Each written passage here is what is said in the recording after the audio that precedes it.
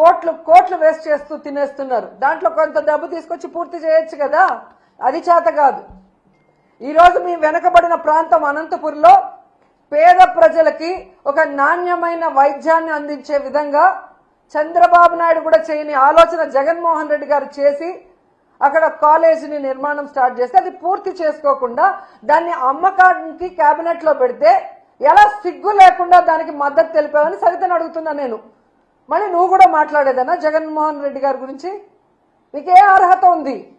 నీ కోట్లేసిన ప్రజలకి వెన్నుపోటు పొడిచి చంద్రబాబు నాయుడు చెప్పేదానికి గంగిరెద్దులాగా తల ఊపుతూ జగన్మోహన్ రెడ్డి గారిని మాట్లాడే అర్హత మీకుందా అని అడుగుతున్నా. మళ్ళీ అనిత అంటుంది జగన్మోహన్ రెడ్డి గారు లండన్ మందులు వేసుకోకపోవడం వల్ల ఏదేదో పిచ్చి పిచ్చిగా మాట్లాడుతున్నాడంట. ఈరోజు హైదరాబాద్ లో 15 రోజులకు ఒకసారి ఏఐజీ హాస్పిటల్కి పోయి ఎవరు మందులు వేసుకుంటున్నారో రాష్ట్రంలో ఉన్న తెలుగు రాష్ట్రాల్లో ఉన్న అందరి ప్రజలకు తెలుసు. అబద్ధాలు కల్లార్పకుండా ఎలా చెప్పాలో అనేదానికి మందును కనిపెట్టి చంద్రబాబు నాయుడు మీ అందరికీ ఆ మందు ఇస్తున్నాడు కాబట్టే ఈరోజు మీ అందరూ కల్లార్పకుండా అబద్ధాలు చెప్తున్నారు తప్ప, ఈరోజు మీకు దమ్ముంటే నేను వస్తాను, రండి. రాజమండ్రి మెడికల్ కాలేజ్కి వస్తారా? విజయనగరం మెడికల్ కాలేజ్కి వస్తారా? నేను ఇన్ఛార్జిగా ఉన్న మచిలీపట్నం మెడికల్ కాలేజ్కి వస్తారా? నంద్యాల మెడికల్ కాలేజ్కి వస్తారా? మీ పక్కనే ఉంది కదా, వైజాగ్లో ఉంటావు కదా, పాడేరు, ఆ మెడికల్ కాలేజ్కి వస్తావా?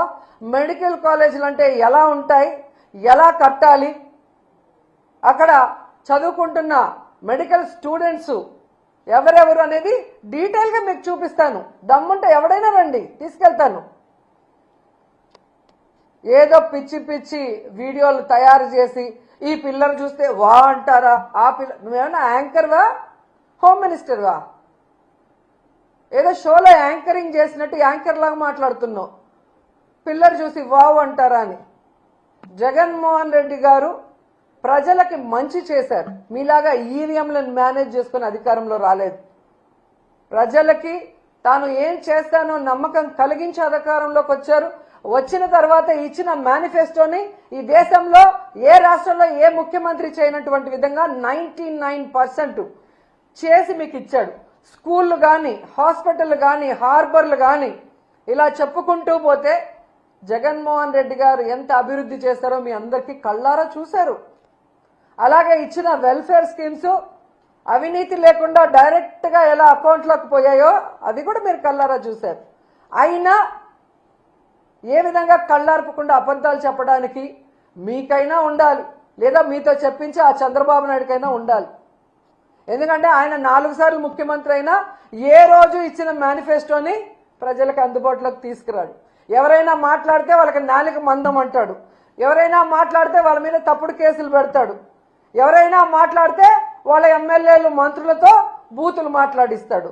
అంతే తప్ప ఆనాడు ఎన్టీఆర్ తీసుకొచ్చిన వాటినైనా ఈయన సక్రమంగా ముందుకు తీసుకెళ్లాడా? ఆనాడు రాజశేఖర రెడ్డి గారు తీసుకొచ్చినవైనా సక్రమంగా ముందుకు తీసుకెళ్లాడా? ఆనాడు జగన్మోహన్ రెడ్డి గారు తీసుకొచ్చినవన్నా ఈరోజు ఆయన సక్రమంగా తీసుకొస్తున్నారా? వాళ్ళు ప్రజల కోసం మంచి చేస్తే ఈయన అబద్ధాలు చెప్పి అధికారంలోకి వచ్చి వాటిని ఎలా తుంగలో దొక్కాడో మీ అందరూ కూడా ఈ రాష్ట్ర ప్రజలు అనుభవించారు, కళ్ళారా చూశారు. సో వాళ్ళు తెలుసుకోవాల్సింది, ఈరోజు విజన్ ఉంది, విస్తరాకులో కట్టుందని చెప్పుకునే ఈ చంద్రబాబు నాయుడు కనీసం 4 సార్లు ముఖ్యమంత్రి అయి కూడా ఒక్క మెడికల్ కాలేజీని కూడా కట్టలేకుండా జగన్మోహన్ రెడ్డి గారు కట్టి ఓపెన్ చేశారు. ఆల్మోస్ట్ 6, ఒకటి పూర్తయింది పులివెందల్లో, దాన్ని ఓపెన్ చేయొచ్చు. ఇంకా 10-15 నెలల్లో వాటికి కావాల్సిన ఫైనాన్స్ సపోర్ట్ చేసుంటే ఇప్పటికీ క్లాసులు ప్రారంభమై ఉంటాయి. కానీ ఎంత సిగ్గుచేటం అంటే మంత్రులు మాట్లాడుతున్నారు.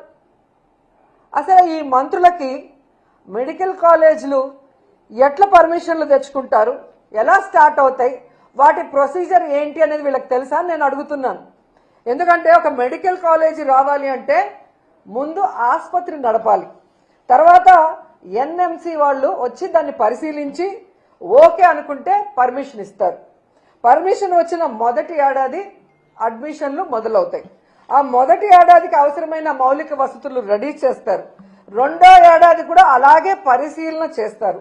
ఆ తర్వాత రెండో ఏడాదికి అవసరమైన ఇన్ఫ్రాస్ట్రక్చర్ని రెడీ చేస్తారు. 3, 4, 5 సంవత్సరాల వరకు కూడా ప్రతి ఏటా ఇలా పరిశీలన చేసే అన్ని రకాల సదుపాయాలు ఫ్యాకల్టీలు ఉన్నారా అని పరిశీలన ఉంటుంది. అంటే ఒక మెడికల్ కాలేజ్ పూర్తి స్థాయిలో నడవాలి అంటే దాదాపుగా 7 నుంచి 8 సంవత్సరాలు పడుతుంది.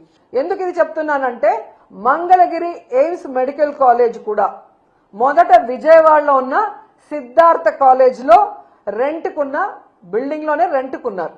అది పూర్తి స్థాయిలో తయారు కావడానికి, పూర్తి స్థాయిలో క్లాసులు ఈరోజు నిర్వహించడానికి దాదాపుగా 9 సంవత్సరాలు పట్టింది. అంటే ఎలా మెడికల్ కాలేజ్ పర్మిషన్ వస్తాయి, వాటి మౌలిక సదుపాయాలు ఎవ్రీ ఇయర్ ఎలా మనం పెంచుకుంటూ పోవాలి, దాన్ని బట్టి ఏ విధంగా ఆ కాలేజీలు పూర్తి స్థాయి రన్నింగ్లో వస్తాయన్న ఒక కామన్ నాలెడ్జ్ కూడా, జనరల్ నాలెడ్జ్ కూడా లేని వీళ్ళందరికీ మంత్రి పదవులు ఇచ్చారు. వీళ్ళు ఎంతసేపు చంద్రబాబు నాయుడిని, లోకేష్ని మెప్పించడం కోసం మెహర్బాన్